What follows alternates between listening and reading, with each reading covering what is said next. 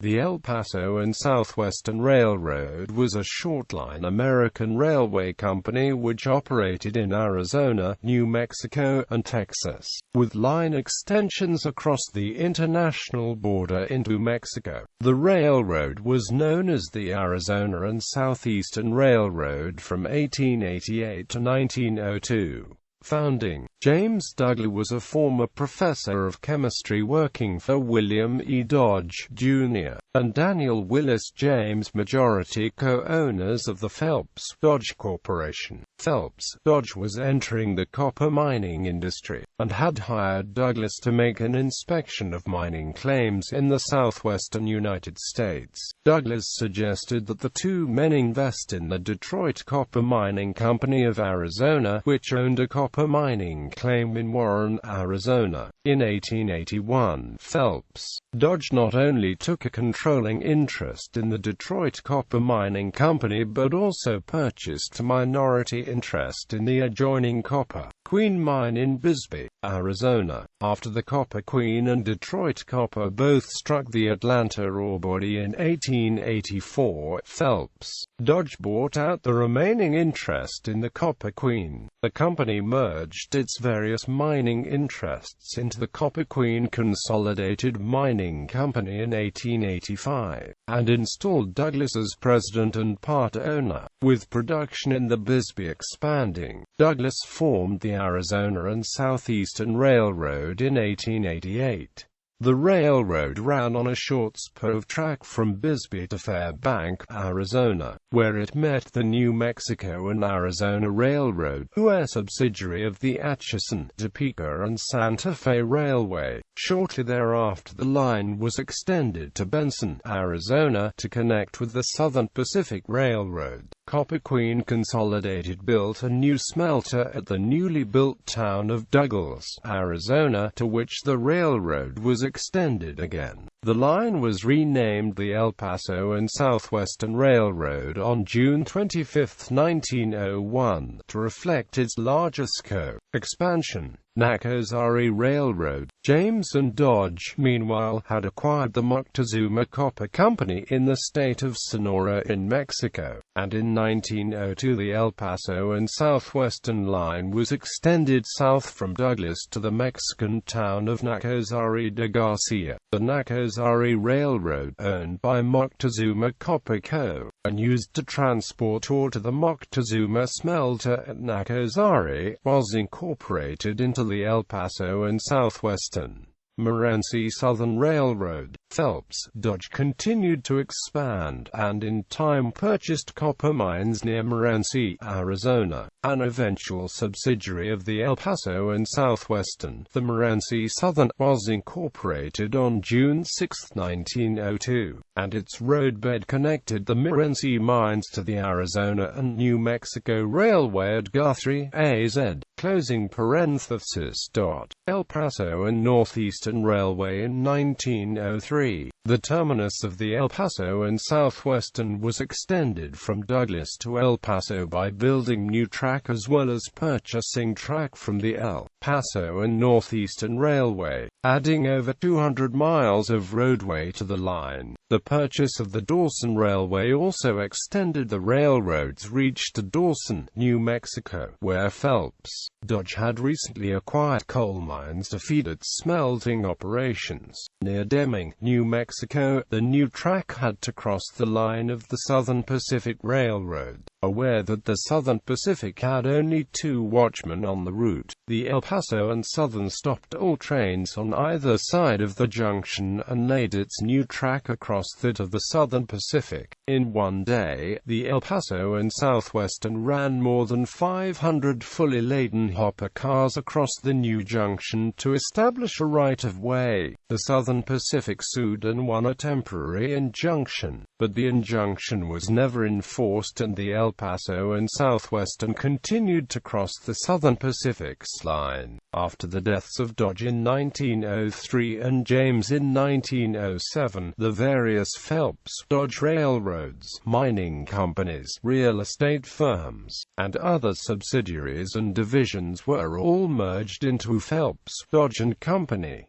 Railroad extended to Tucson. Historian David Layton wrote that in February 1910, James Douglas, head of the Phelps Dodge Corporation, announced his plan to make Tucson the western terminus of the El Paso and Southwestern Railroad. Up to that point, Benson had that honor. The board of directors for the company would later that year approve Douglas's plan, making it official. The extension was from Fairbanks, Arizona to Tucson, which had beat out Florence and Phoenix for this honor. By October 1911, there were 40 camps of railroad workers between Fairbanks and the Vail train station, with another one in the plans, within 6 miles of Tucson. In March 1912, the railroad executives chose a classical design for its new passenger and freight depots, which included a baggage room, ticket office, waiting rooms, operator's office and a rotunda that was 30 feet in diameter.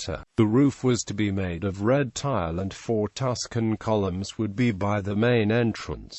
On October 31, 1912, F. L. Hunter, manager of the E.P. and SW purchasing department, drove in the last spike to complete the rail line, a ceremony witnessed by many Tucsonians. This was followed by the first scheduled train arriving on November 20, 1912, with a crowd of 3,000 people gathered around the temporary depot to greet it and celebrate the official arrival of the El Paso and Southwestern Railroad. The passenger depot was finished the following year and served travelers until 1924, when the railroad merged with the Southern Pacific Railroad. 2 years later, the building was to become the headquarters for the U.S. Border Patrol's Tucson sector. More recently, it was home to 2 Mexican restaurants, Carlos Murphy's and Garcia's. Bisbee deportation. The railroad's expansion continued gradually, and by 1917, the El Paso and Southwestern Railroad had more than 1,000 miles of track in operation. However, the same year saw the railroad involved in a significant labor dispute. During the Bisbee deportation, railroad officials collaborated with the counterparts in the Phelps Dodge mining subsidiaries to deport more than 1,300 striking mine workers, the supporters, and even innocent citizen bystanders from the town of Bisbee, more than 200 miles to the town of Hermanas,